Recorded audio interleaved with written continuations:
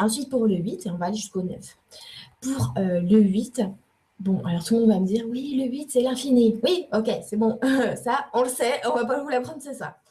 Le 8, on part aussi du haut, on descend, on fait une boucle. On commence la boucle vers la gauche, on descend en refaisant une boucle sur la droite. C'est-à-dire que je fais exactement en symétrie la même chose des deux côtés.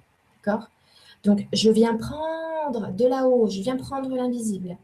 Et je peux le faire, mais coller, calquer avec le manifester. Donc, c'est vraiment ce que je dois aligner. C'est ça, le 8 de l'alignement.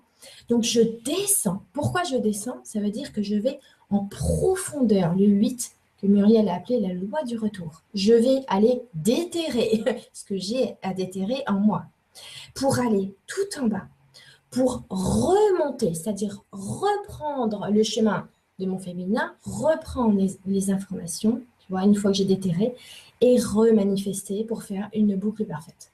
C'est-à-dire que le 8, il va me dire que j'ai un tri, par exemple. J'ai un tri à faire. Je dois vraiment faire ce tri pour avoir un alignement plus important. Parce que si je me perds, si je creuse mon 8 et que je ne remonte pas, je vais rester complètement écrasée par ce 8.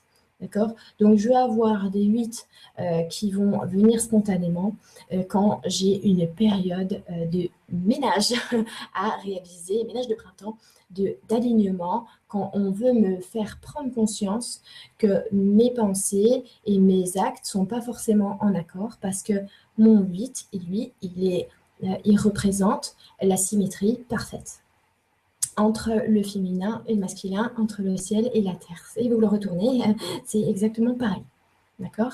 Le 8, il m'apprend que ce qui est en haut est en bas, ce qui est en bas est en haut. OK? Et donc, oui, c'est infini, c'est illimité. Ça,